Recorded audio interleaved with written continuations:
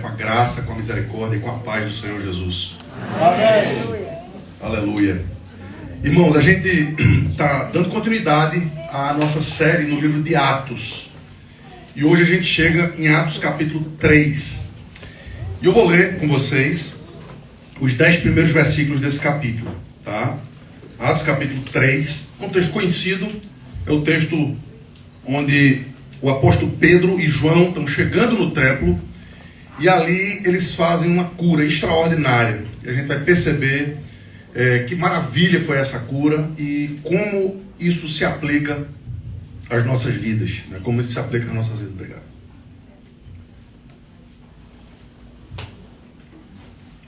Diz assim a palavra do Senhor. Pedro, Atos capítulo 3, de 1 a 10. Pedro e João subiram ao templo para a oração da hora nona. Era levado um homem, coxo de nascença, o qual punham diariamente à porta do templo chamada Formosa, para pedir esmolas aos que entravam. Vendo ele a Pedro e João, que iam entrar no templo, implorava que ele dessem alguma esmola.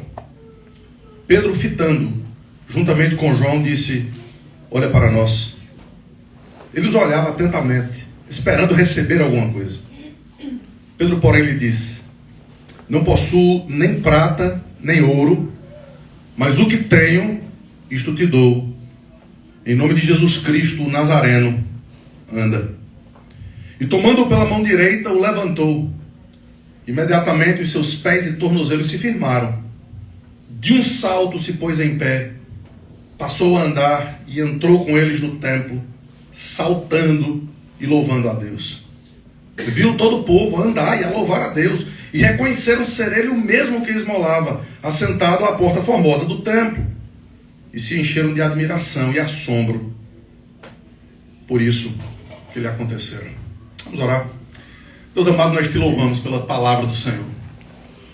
Te louvamos pelo privilégio e pela alegria de poder seguir aos apóstolos do Senhor nessa caminhada, nessa jornada que está apenas no início aqui no livro de Atos. E nós te pedimos, Senhor, que assim como o Senhor tem feito até agora, encha o nosso coração com a tua paz, com o zelo do Senhor, e encha a nossa mente com a tua verdade, porque não precisamos, Senhor Deus, de interpretações mirabolantes aqui. Tudo que nós precisamos é que o Espírito da verdade nos guie a toda a verdade. Sabemos do teu poder, da tua glória, da tua majestade. Sabemos que o Senhor é o mesmo ontem e hoje. E por isso te pedimos que o Senhor aplique ao coração da gente e à mente da gente a tua palavra nessa manhã. Por isso nós oramos no nome de Jesus. Amém. Antes de começar esse culto, a gente orou por muitos doentes. A gente orou por algumas pessoas que estão passando por momentos de dificuldade. Adriano lembrou isso aqui no momento inicial do nosso culto. E aqui a gente se depara com a palavra apostólica, que simplesmente ordena e aquela doença vai embora. Não qualquer doença. Não qualquer doença.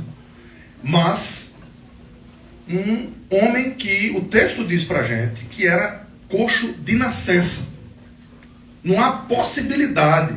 Os testemunhos aqui era que todo mundo conhecia aquele homem. Sabia quem ele era. Todos os dias levavam ele para o templo, lugar de pedir esmola. Daqui a pouco eu faço uma observação sobre isso. Os religiosos estavam entrando ali, então um lugar de pedir esmolas. Todos os dias eles faziam isso. Por que a gente não faz a mesma coisa? Não é a mesma igreja? Não é a igreja apostólica? Não é a igreja que segue simplesmente aquilo que está estabelecido aqui na palavra de Deus? Claro que sim. É claro que somos. Qual a diferença então? Então vamos entender aqui aquilo que o apóstolo Pedro, na verdade Lucas, já vem narrando aqui nos 2 primeiros capítulos do livro de Atos. A primeira coisa que vem à nossa mente é o que a gente viu domingo passado.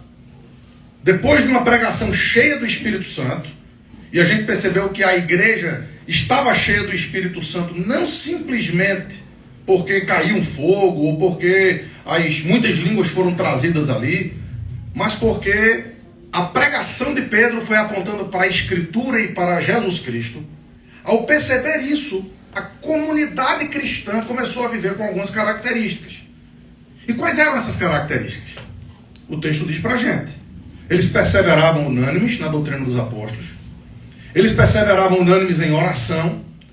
Eles partiam o pão, ou seja, o seu culto era não apenas unânime, como a gente cantou, acabou de cantar aqui, em espírito e em verdade.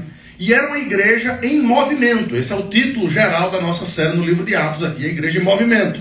Era uma igreja que não parava de crescer. Era uma igreja que dia após dia o Senhor ia acrescentando aqueles que se chegavam à fé. Ao ponto de muitos sacerdotes, pessoas de outras religiões, começarem a dizer, esse povo é diferente. Então o aspecto extraordinário estava no comportamento, na vida do povo, e não necessariamente em alguma coisa extraordinária. Mas as coisas extraordinárias estavam acontecendo. A gente viu no capítulo 2 esse vento impetuoso, as línguas como de fogo, um milagre fazendo com que homens iletrados passassem a falar em outras línguas. Entretanto, agora a gente percebe que os milagres continuam a acontecer. E Pedro e João, eles se utilizam do poder apostólico que tem para curar um homem notadamente, sabidamente, desde o seu nascimento, coxo.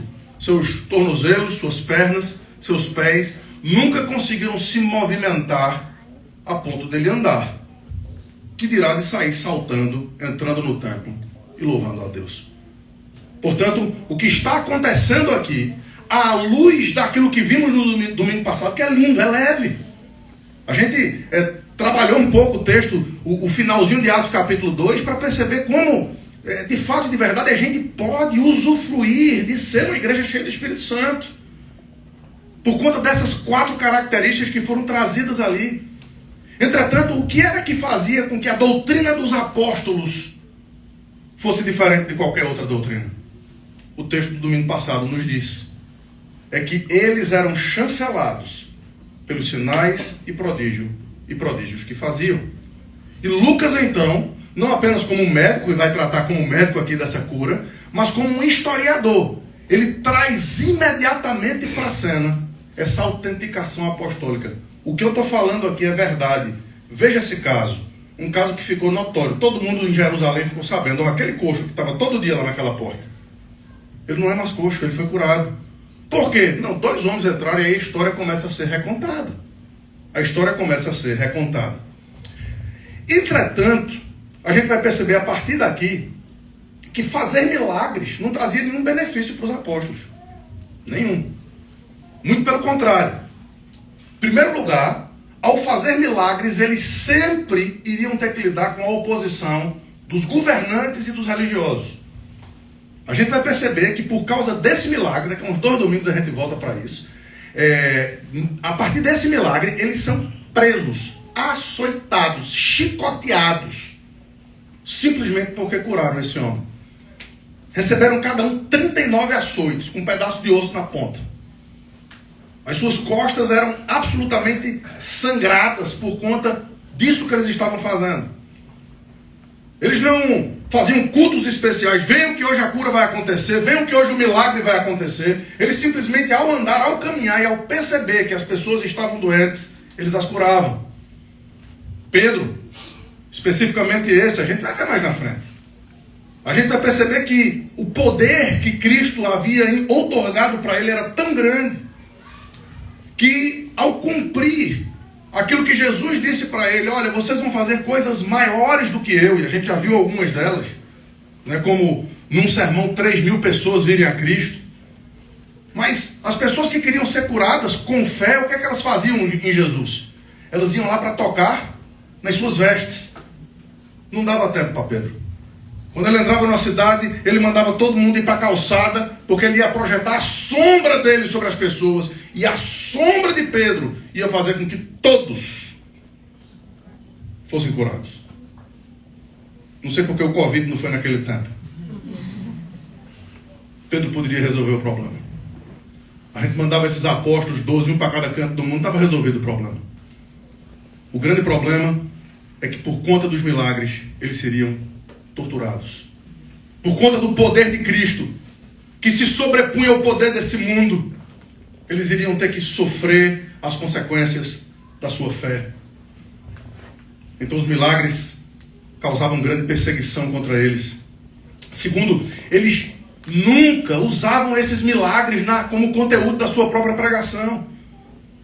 Domingo que vem a gente vai ver o sermão que Pedro faz depois disso. E vocês vão notar que não apenas ele não usa esse milagre, ele usa o milagre como uma oportunidade para pregar. Mas mais uma vez ele vai fazer o quê? Ele vai para Cristo e para a Escritura. Mas em terceiro lugar, eles não se vangloriavam daquilo que eles faziam. Veja como Pedro é claro aqui, ele não chama atenção para si. Ele diz, olha, se eu faço alguma coisa é em nome de Jesus. Não é qualquer Jesus, tinha muitos, é o Nazareno que eu estou falando. Eu estou falando daquele que vocês conhecem, daqueles que, quando ele for pregar, ele vai repetir, aqueles que vocês mataram.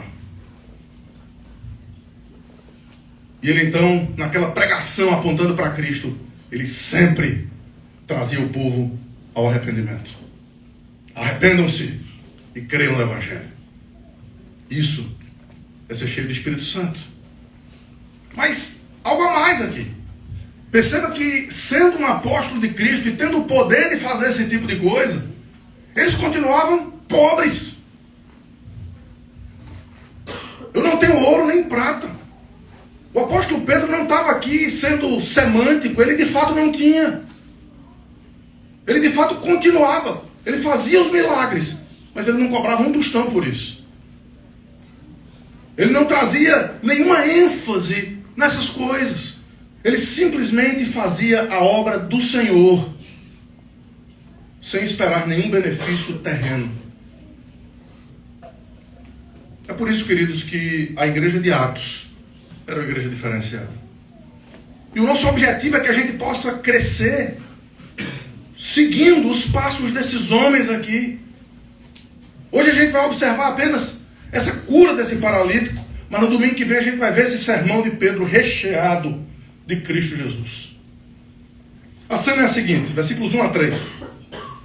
Se a gente seguir a doutrina dos apóstolos, uma das razões é por causa disso. A gente viu no capítulo 2, versículo 43, muitos sinais e prodígios eram feitos por meio deles. O versículo 1 diz Pedro e João, são dois daqueles 12. Lembra que eles já citaram o nome dos 12 várias vezes aqui. Pedro e João subiam ao templo para a oração da hora nona. Agora Lucas começa a narrar esse milagre como um exemplo aqui. Um dia, a gente não sabe qual é o dia. Muito possivelmente, os comentaristas dizem que não foi nem num sábado e nem num domingo. Aquele homem estava ali todos os dias, mas via de regra, quando uma coisa acontece no livro de Atos, ou a partir da ressurreição de Jesus, num sábado, eles dizem, olha, isso aconteceu no sábado. E quando aconteceu no primeiro dia da semana, essa ênfase está lá. Isso aconteceu no primeiro dia da semana. Então, muito possivelmente aqui foi entre segunda ou a sexta-feira. A gente não sabe precisamente qual é o dia, mas a gente sabe o local. Lucas é muito específico em dizer, ele estava sentado num determinado local. E a gente vai entender por quê. Mas eles estavam indo também numa determinada hora, às 3 horas da tarde, a hora nona. E essa hora era uma hora que muita gente afluía para o templo, porque os judeus eles oravam algumas vezes por dia. E 3 horas da tarde era uma dessas horas. Então eles iam, aqueles que podiam, eles iam até o templo em procissões, em caminhadas, em famílias. E então eles se juntavam ali diariamente para fazer oração. Esse costume está lá até o dia de hoje. Não necessariamente no templo, porque não existe mais. Né? Como profecia cumprida de Jesus, o templo já foi destruído.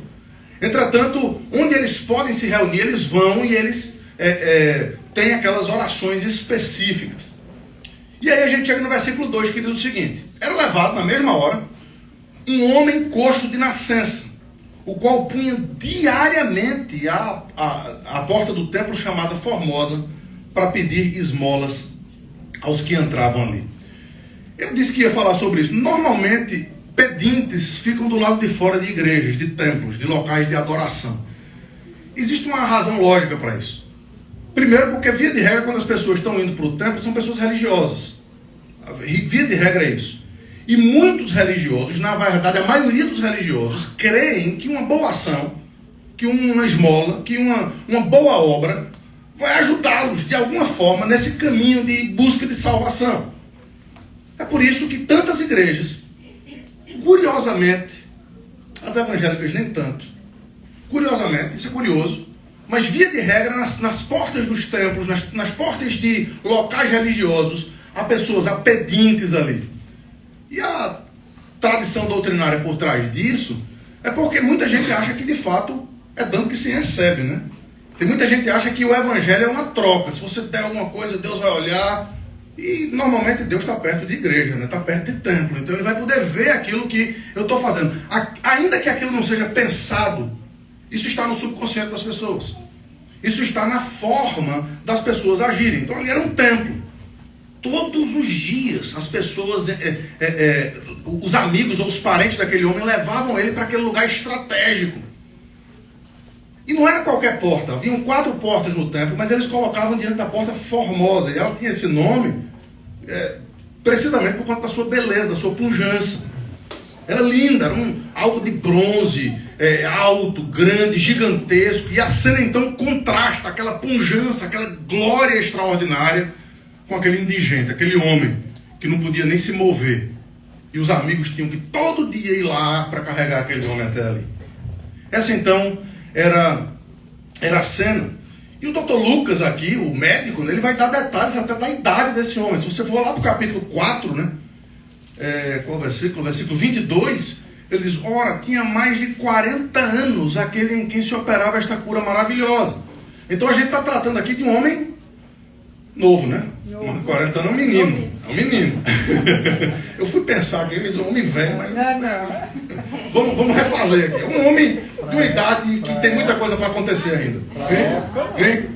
Um menino. Então, vamos refazendo aqui. Era um homem de mais de 40 anos, essa é a verdade. E por ter mais de 40 anos, seria muito mais difícil qualquer tipo de fisioterapia, qualquer tipo de coisa que fosse feita ali para que aquele homem pudesse voltar uma perna inválida há 40 anos, desde o seu nascimento. Desde o seu nascimento. E a invalidez dele era tanta que literalmente ele tinha que ser carregado todos os dias até ali, versículo 3. Então ele pede a Pedro e a João alguma coisa. Vendo a ele, a Pedro e a João, que iam entrar no templo, implorava que se lhe desse alguma esmola. Então, a cena está montada aqui. Os amigos ou os familiares deixam ele lá, e de repente eles veem aqueles 2 homens, possivelmente eram os apóstolos, muita coisa efervescente tinha acontecido, né, nos últimos dias, os últimos acontecimentos, rapaz, o amigo desses caras aí, tem alguma coisa diferente, ele morreu, a gente viu, mas o cara ficou vivo, a gente viu ele umas 2, 3 vezes aqui, esse tal Jesus aí, e soubesse o que aconteceu lá no dia de Pentecostes, meu amigo, aí o povo vinha. Então, junto de Pedro e João, certamente tinha uma pequena multidão, a gente vai ver essa multidão daqui a pouco, tinha uma pequena multidão, e gente famosa, de repente aquele mendigo, né, aquele homem que está literalmente mendigando, diz, oh, será que eles podem me dar alguma coisa? Tentou chamar a atenção de Pedro e João ali. E a gente vai perceber que alguma coisa diferente do normal, que era pegar algumas moedas e jogar ali naquela latinha, né? Algo diferente dessa normalidade vai acontecer ali. E a gente vai dividir esse texto em 2 pontos. O primeiro é o poder da ordem apostólica. A palavra de Pedro aqui vai ter um poder diferenciado, não apenas pela cura, que a gente evidentemente vai chegar lá e vai perceber, mas pela forma completamente diferente de lidar com uma pessoa em necessidade. Pela forma completamente diferente de fazer com que o seu coração seja derramado diante de uma necessidade de fato. Como a igreja apostólica, queridos, como os apóstolos eram diferentes dos religiosos, que muitas vezes tentam resolver em campanhas e em gabinetes os problemas dos outros sem sequer chegar perto deles. A gente vai perceber aqui em Pedro um coração pastoral. É por isso que ele vai, mais na frente, quando escreve em 1 Pedro, capítulo 5, ele vai dizer que ele era um presbítero juntamente com os outros. Ele era um pastor juntamente com os outros. Porque ele era apóstolo, ele não se colocava num pé de superioridade de ninguém. Aliás, todas as vezes que alguém vinha tentar colocá-lo num determinado patamar, ele fazia questão, ele juntamente com Paulo também, de descer desse patamar. Nós somos homens, nós somos pecadores. Não há diferença entre nós e qualquer outro homem, a não ser um chamado específico do nosso Salvador. A gente vai ver esse poder aqui em dois convites, em duas palavras de ordem, nos versículos 4 a 6. Porque aqui a cena vai ganhar em dramaticidade. Como eu disse, diferentemente da maioria dos religiosos, que jogavam ali algumas moedinhas, Pedro olha para o homem e dá essa primeira ordem. Olha para a gente. Ele fita os olhos, o texto diz aí, fitando os olhos. Ele não simplesmente passou, mas ele notou a presença daquele homem. Ele percebeu que ali havia um problema de fato, uma necessidade real. Fitando. E então o primeiro comando é esse: olha para nós, queridos. A singeleza de um gesto, de uma atenção, faz muita diferença na vida das pessoas. Às vezes a gente acha que pode simplesmente resolver todos os problemas de uma igreja aqui desse púlpito. Não tem como. Não tem como. O pastor Pedro, ele está ensinando algo diferente aqui. Ele está dizendo e ensinando a todos aqueles que querem ser pastores, ou presbíteros, ou líderes de igreja, que eles precisam se envolver com as pessoas. Que eles não são estrelas. Que eles não são simplesmente para estar num determinado tablado, num determinado palco, mas eles precisam entender que cada uma das almas carece de uma necessidade especial. E Pedro aqui, queridos, ao chamar a atenção daquele homem, olha para nós de uma forma tão singela. Versículo 4 e 5, Pedro fitando juntamente com João, disse: olha para nós. Ele os olhava atentamente, esperando receber alguma coisa. Perceba que o interesse ali aumentou, simplesmente por causa de um gesto singelo. Evidentemente ele ainda não sabia o que estava por vir. Talvez, ao invés de algumas moedinhas, esse homem pudesse me dar alguma coisa a mais. Ou ele pudesse olhar para trás e dizer para aquela pequena multidão: todo mundo joga uma moedinha aqui, o negócio vai melhorar. Talvez a coisa fosse melhorar para aquele dia dele ser um dia em que ele ia receber mais moedinhas do que qualquer outro dia. E essa era a expectativa dele. E muitas vezes a gente vem para Deus ou para pessoas com expectativas erradas ou com expectativas pequenas demais. E quantas vezes, queridos, a gente se surpreende com a graça de Deus, com a forma como Deus age e muda as circunstâncias. Quantas vezes pedimos mal, porque a gente tem as nossas expectativas completamente dissuadas da fé.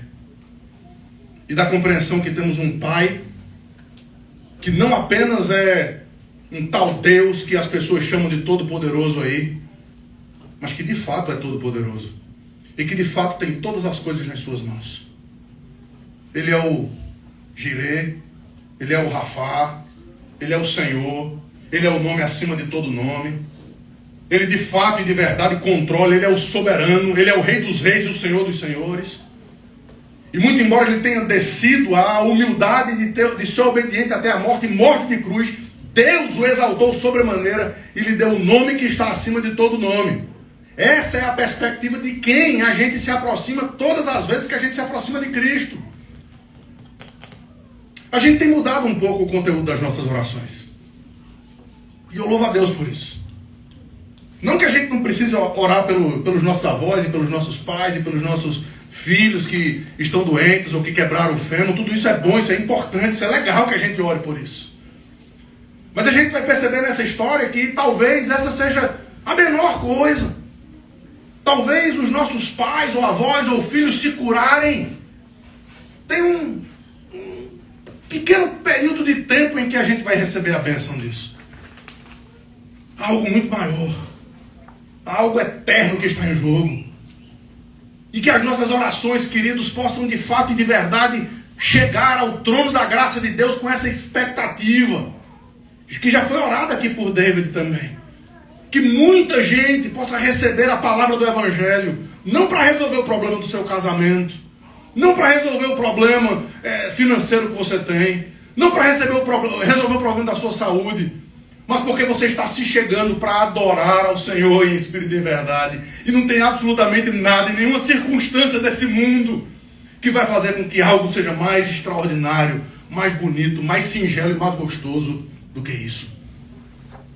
O Evangelho, queridos, que está com a cara completamente desfigurada por aí, precisa voltar a ter essa simplicidade de viver como gente, influenciando gente nesse mundo cheio de gente torta e difícil. A começar dessa galerinha aqui. A começar de nós, que precisamos também da graça e da misericórdia de Deus. Aquele homem está na expectativa. E a resposta de Pedro pode trazer inicialmente uma expectativa frustrada do mendigo. Porque Pedro diz: eu não tenho o que você está pedindo. Se você está olhando para mim com a perspectiva de ganhar alguma coisa financeira, eu não tenho nem prata nem ouro. Isso não está no texto não, tá? Isso é uma ilação, isso é algo que talvez Tiago vai falar disso mais na frente. Mas como é que a gente se aproxima das pessoas? Quais são as razões pelas quais... Se por acaso a gente chega perto de alguém porque a gente acha que pode nos oferecer alguma coisa, e a gente descobre que aquela pessoa não é o que a gente pensava. Será que a gente não perde o interesse nas pessoas? Será que tantas vezes a gente não vai ou busca relacionamentos porque alguém parece ter dinheiro, porque alguém parece ter prata e ouro desse mundo? Queridos, isso é a natureza da gente. Eu não estou falando aqui como se do alto da santaridade de um pastor a gente possa ser diferente disso. Não. A nossa tendência é igualzinha. Mas quando Pedro e João dizem àquele homem: nós não temos ouro ou prata, que aquele homem podia ter as suas expectativas frustradas, Tiago vai tratar sobre isso. Não esse Tiago apóstolo, mas o Tiago, irmão de Jesus, vai dizer que muitas vezes entram nas reuniões da gente pessoas que a gente acha que vão resolver os problemas do mundo. E a gente trata esses muito bem. E aí entram algumas outras pessoas que não têm lá tanto o que oferecer. Às vezes chegam até com alguma necessidade. E a gente diz: ih, lá vem mais um para me dar trabalho. Ah, queridos, nós nos tornamos, diz Tiago, juízes, tomados dos mais perversos pensamentos. O Evangelho nos iguala a todos. O Evangelho faz com que os mais ricos e os mais pobres vão para o mesmo lugar e apodreçam do mesmo jeito. O Evangelho faz com que os mais inteligentes e os menos afeitos de inteligência desse mundo tenham exatamente o mesmo valor diante de um Deus que pode nos salvar. Ele pode salvar você, independentemente daquilo que você é, daquilo que você sente, daquilo que você sofre. Porque o Evangelho faz com que toda a parede de separação seja derribada. Faz com que toda a ideia de diferença, porque em Cristo não há judeu nem grego, não há homem nem mulher, não há escravo nem livre. E esse mendigo estava muito próximo de entender essa verdade. Porque Pedro, sem ouro e sem prata, ele diz o seguinte: eu não possuo ouro nem prata. E aqui está o segundo comando dele: mas o que tenho, isto te dou. Em nome de Jesus Cristo, o Nazareno, anda. Queridos, Pedro não estava ali lidando com a dor de cabeça. Pedro não estava lidando com alguma doença interna que as pessoas só viam por conta de um papel. Pedro não estava ali lidando com alguma coisa que poderia ser burilada ou simplesmente orquestrada por algum tipo de magia.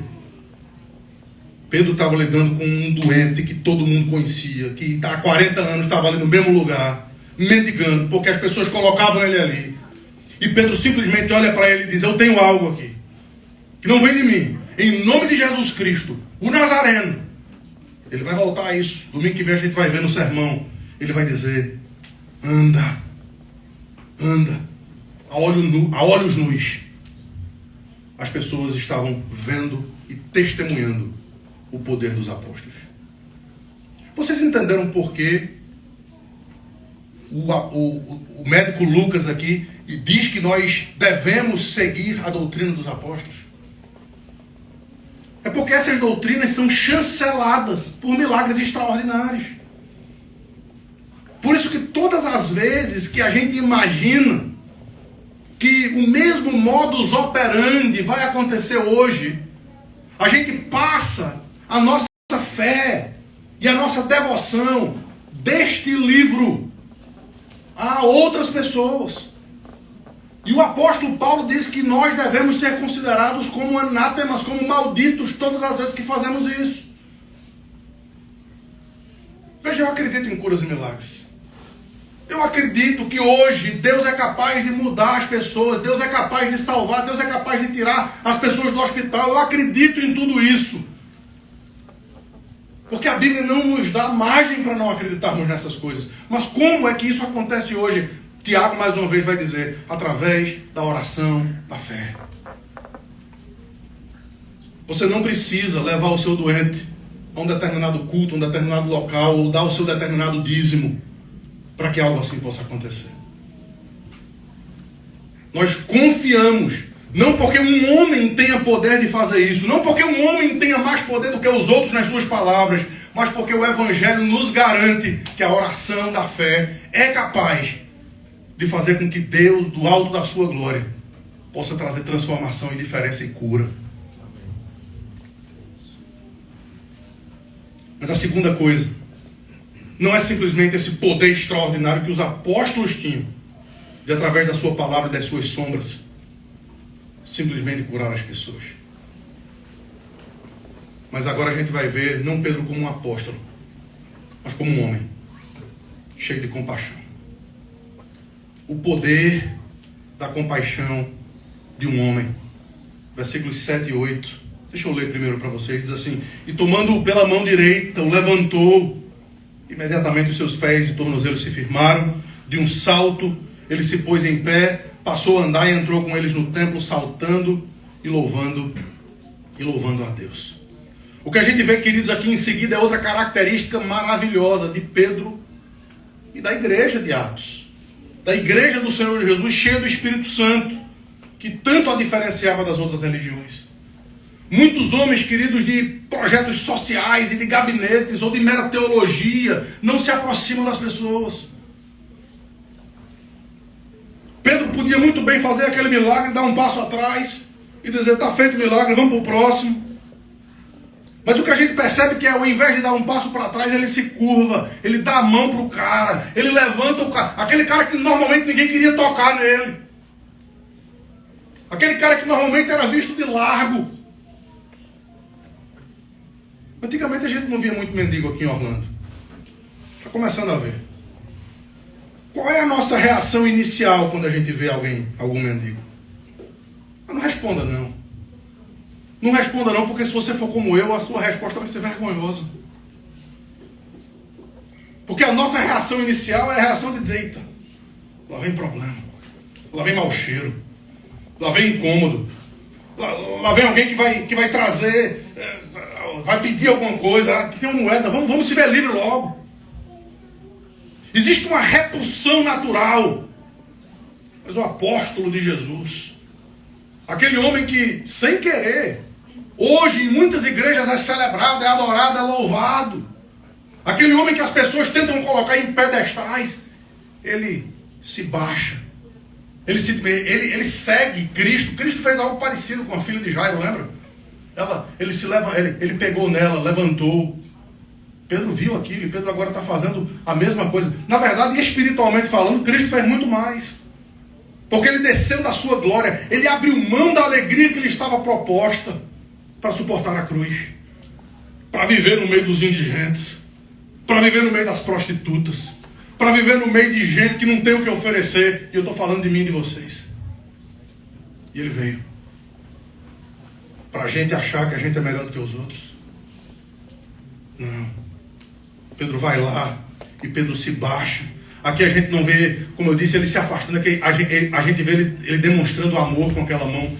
Thomas Walker, um comentarista, ele diz assim: o poder era de Cristo, mas a mão era de Pedro.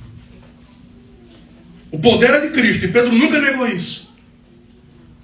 Mas Pedro foi lá com a sua mão e levantou aquele homem. O que fazemos, fazemos em seu poder, em seu nome. Mas, queridos, que privilégio extraordinário é poder se misturar com as ovelhas de Deus. É poder ser visto como um a mais. Um é boca, o outro é mão, o outro é o pé, o tornozelo. Cada um tem uma função. É isso que a Bíblia diz. E, queridos, não há nada mais poderoso e mais glorioso do que a gente entender que a igreja é precisamente esse corpo no qual cada um tem uma função. E Pedro está demonstrando isso aqui. Quando ele demonstra esse amor, essa mistura, essa vontade de estar junto. Tinha um pastor amigo meu, já morreu, mas ele dizia que pastor tem que sentir o cheiro das ovelhas. Pastor tem que se sujar no meio das ovelhas. Ovelha é um bicho sujo, talvez não tanto quanto galinha. Não? Talvez não tanto quanto galinha, mas é um bicho sujo. E é precisamente essa sujeira, muitas vezes, que faz com que a gente, se sujando um pouquinho também, juntos, a gente possa ser transformado de glória em glória, para que a gente viva para a glória e para a santidade do nosso Mestre. Lucas, então, mostra para a gente que aquilo sequer era necessário. Pedro se baixou, pegou na mão do cara e trouxe ele para cima. Lucas é médico. E ele faz questão de dar os detalhes aqui. Ele diz que as pernas e os tornozelos daquele homem imediatamente se firmaram. E aquele homem que nunca tinha andado, não apenas começou a andar imediatamente, mas ele começou a saltar, a pular, de alegria e de louvor. E quando Pedro e João entraram no templo, ele entrou atrás dele, pulando e louvando, como que mostrando: olha, eu posso fazer isso, eu posso fazer isso. E as pessoas ali abismadas olharam dizendo: meu Deus, o que foi que aconteceu? O que foi que aconteceu? Isso é um cumprimento direto do texto que a gente acabou de ler, que Adriano leu no início do templo, no início do culto. O texto no versículo 6 diz que os coxos saltarão de alegria, como os servos, como o animal, como o viadinho. Ele vai saltar de alegria. E é exatamente isso que está acontecendo aqui nessa passagem. Um homem que era coxo, que não conseguia andar. Um homem que não tinha sequer a possibilidade de ir até a esquina, de comprar um pão, de quando ter saudade de um filho ou de alguma pessoa, ir lá para dar um abraço. Ele tinha que ser carregado. A vida dele foi mudada e foi transformada. Mas, queridos, eu e vocês, que podemos não ter talvez os mesmos problemas, somos naturalmente mortos, coxos, cegos nos nossos delitos e pecados. E Cristo nos aproxima de si através da pregação do Evangelho e faz com que a nossa vida espiritual, com que a nossa cegueira espiritual, com que a nossa coxidão espiritual seja transformada para que a gente possa se juntar nesse lugar para louvar, adorar, exaltar o nome daquele que vive e reina. E não há absolutamente nada, não há doença, não há nada que seja mais, que possa fazer mais sentido do que quando a gente chega junto para a adoração do nome do Senhor. E aí, nos dois últimos versículos, o texto traz essa conclusão. Versículo 9 e 10. A gente vê que, pronto, agora uma multidão novamente se forma para ver o que aconteceu. Afinal de contas, eles sabiam quem aquele homem era. Versículo 9 e 10 diz assim: de um salto, de novo, ele se pôs de pé e passou a andar e entrou com eles no templo, saltando de novo e louvando a Deus. Viu todo o povo andar e a louvar a Deus. Reconheceram ser ele o mesmo que esmolava assentado à porta formosa do templo e se encheram de admiração e assombro por isso que lhe acontecera. Mais uma vez, queridos, a gente vê Pedro ter uma outra oportunidade de falar. E eu imagino se aquilo tivesse acontecido nesses ministérios hoje em dia. Alguém foi verdadeiramente curado, todo mundo viu. Pronto. Para que palavra de Deus? Para que Bíblia? Para que Evangelho? Para que falar de pecado? Para que chamar o povo ao arrependimento? Essas coisas afastam. Essas coisas não tem. Vamos falar do milagre. Vamos falar da cura. Vamos falar dessas coisas porque essas coisas atraem. Queridos, a gente percebe que Pedro faz precisamente o contrário. Ele se utiliza daquilo e ele começa novamente a dizer: olha, existe um Salvador. Existe um livro. Existe um caminho, existe um povo.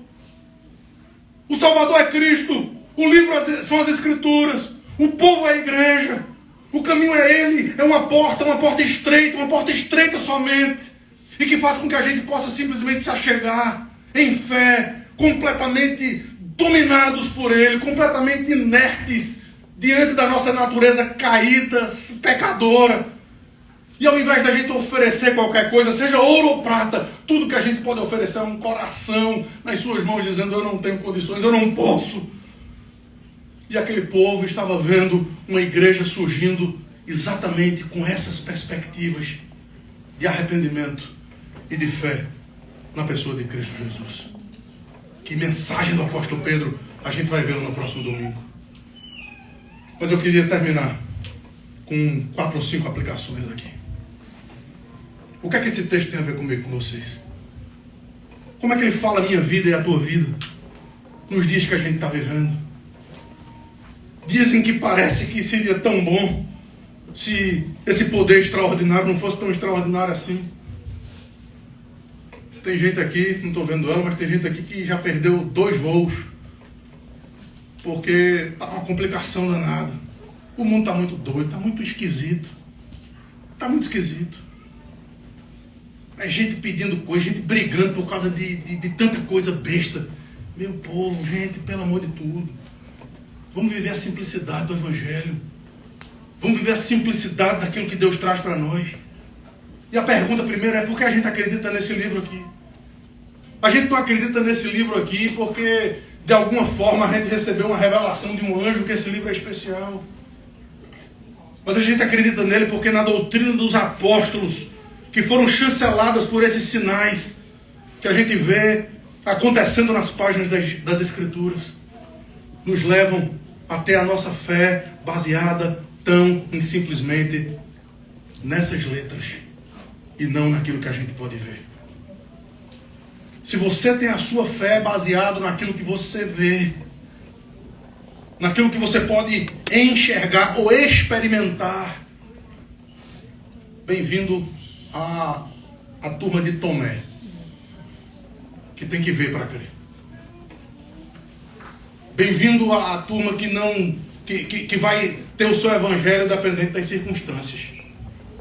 Se está bom demais, se eu estou rico, se eu estou milionário, talvez eu não precise da igreja assim. Eu vou viver a minha vida.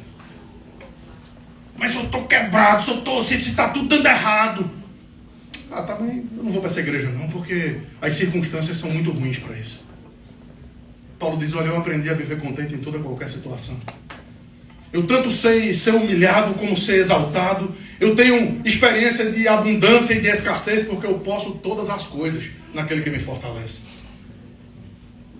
E se você já viu esse texto aplicado de forma diferente dessa, é porque você ainda não entendeu que a Bíblia, como uma só, ela tem uma só mensagem e faz com que, independentemente das circunstâncias, se está ruim para você, se está extraordinário para você, ainda assim, um igual ao outro precisa de Cristo, precisa do Evangelho, precisa se arrepender dos seus pecados e precisa voltar ao primeiro amor. Ouro e prata não faziam aquele homem andar, não fariam aquele homem saltar, não fariam aquele homem louvar a Deus. E se a sua busca nesse mundo ainda é por ouro e prata, ainda é pelo vil metal, se a sua busca nesse mundo ainda é pela satisfação que esse mundo pode dar para você, meu querido, essa satisfação é passageira, efêmera. Ela pode trazer algum tipo de alegria ou êxtase ou frenesi para você por algum tempo. Mas está com os dias contados. No momento, num estrepitoso estrondo, diz o apóstolo Pedro. No momento, os olhos se fecharão e nós estaremos na realidade, em outra dimensão, em outra realidade. E é exatamente nessa realidade que nós precisamos investir aqui e agora. Que pena ver tanta gente crente tão preocupado, e tão arraigado, e tão firme nas coisas desse mundo, perdendo a expectativa da glória. Perdendo a expectativa de que ele vai voltar. Que a gente pudesse estar saltando de alegria como aquele coxo, dizendo ele vai voltar, Cristo vai vir. Toda lágrima, a gente cantou aqui, toda lágrima está com os dias contados. Toda doença está com os dias contados. O pecado está com os dias contados. Glória a Deus por isso. Porque ele ressuscitou. Onde está, ó morte, a tua vitória? Onde está, ó morte, o teu aguilhão? Ele foi tragado, ele foi vencido porque Cristo ressuscitou. E ele trará em sua companhia os que dormem. Queridos, que essa expectativa possa alcançar o coração da gente. Saudade. Os músicos vão me ouvir isso dizendo muitas vezes. Que saudade das músicas dos anos 80. Um lindo dia, almejo eu encontrar a eterna glória que prometida está. Gozo e alegria posso então eu sentir. Por quê? Porque Jesus Cristo está por vir. Ele vai vir. Como um relâmpago que sai do Oriente e se mostra no Ocidente. Assim é de ser a vinda do Filho do Homem. Ele vai vir. E que a gente possa viver nesse negócio chamado mundo, nessa cidade chamada Orlando, que a gente possa viver onde quer que for, com essa expectativa gloriosa. Ele vai voltar.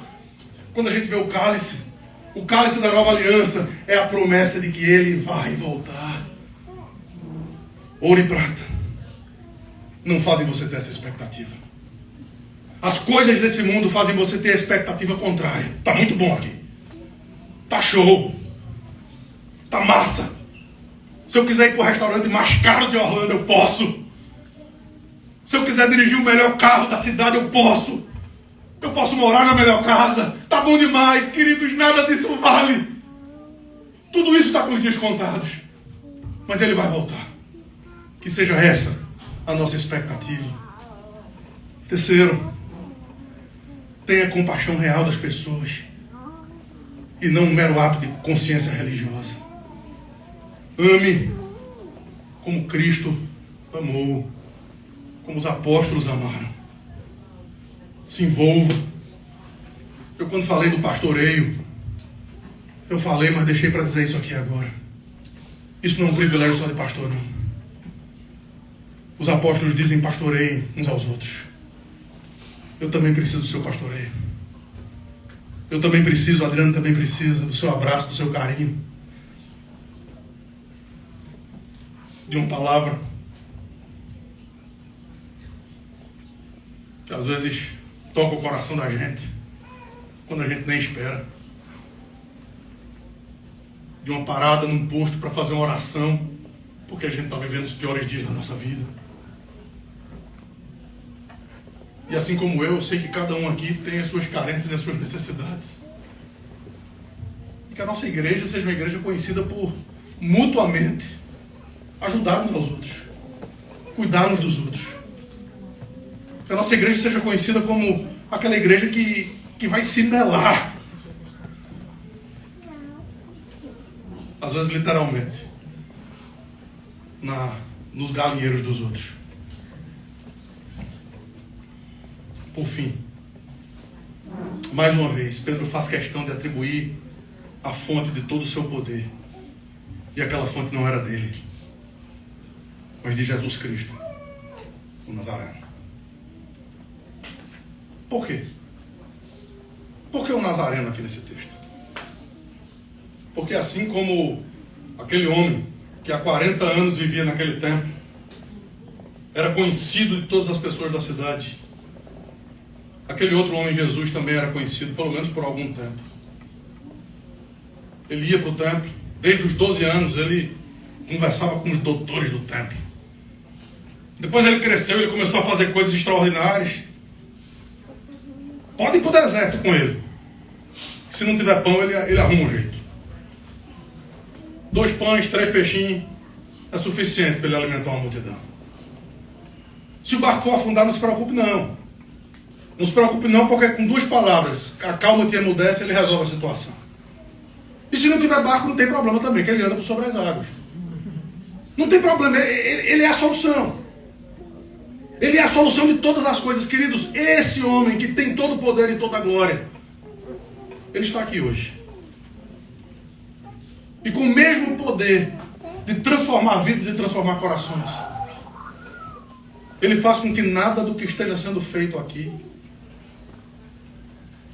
Júlio pediu, David orou aqui pelo acampamento dos jovens. Show de bola. Tem coisas acontecendo que eu não entendo. Eu digo para vocês. Tem ligações que eu recebo que eu digo, não é possível que esteja acontecendo. Nada do que está acontecendo tem a fonte num lugar diferente. A fonte é Ele. Única e exclusivamente o Senhor Jesus, o Senhor da glória. E essa fonte que joga daqui para a eternidade, ela está clamando e está chamando por você. Para que você possa se esvaziar de você mesmo como Ele o fez. Para que você possa ter o mesmo sentimento que Ele também teve. Às vezes sofrendo e passando por circunstâncias que não são as melhores possíveis. Mas Ele foi obediente até a morte e morte de cruz. E Ele fez isso para que a gente possa ter a nossa vida de uma forma completamente diferente da perspectiva que esse mundo nos ensina. E é para Ele. É para que a gente tenha esperança nele que você está sendo convocado. Para que a sua vida toda não seja acerca do próximo grupo de mulheres que vai ter na terça-feira. Não sei se vai. Vai? Vai. Não seja para o próximo acampamento ou para o próximo encontro de adolescentes. Mas que seja para que cada minuto da nossa vida seja vivido na expectativa e na perspectiva de que Ele é o nosso Rei. O Rei dos Reis e Senhor dos Senhores.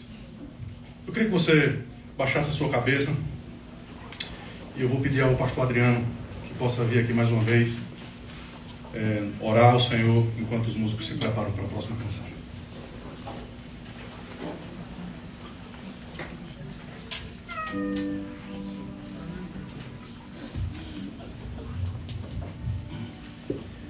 Você ora comigo? Pai querido, que evangelho maravilhoso é esse? Depois de ouvir a Tua palavra sendo explicada assim, a gente fica desejoso de viver dessa maneira. Por isso nos ensina, assim, nos ensina a viver com essa paixão pelo grande Rei, essa paixão pelo Nazareno, aquele que tem solução não apenas para tudo nessa vida, mas tem a solução para a nossa vida eterna. Obrigado por falar conosco nessa manhã, obrigado por nos transformar, nos chamar ao arrependimento. E nós pedimos, Pai, que nós sejamos não apenas ouvintes, mas que nós possamos agir de acordo com aquilo que nós ouvimos, ó Pai, e começar a viver cada vez mais para a Tua glória. Em nome de Jesus. Amém.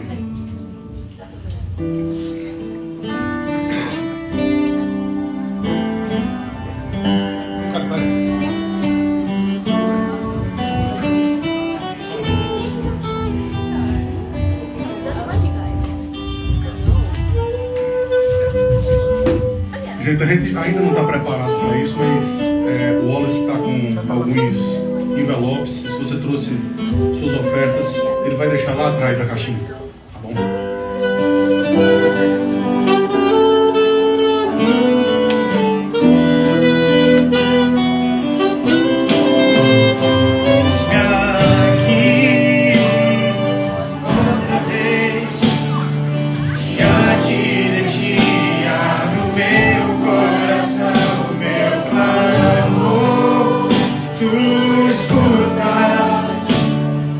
Fazes cair as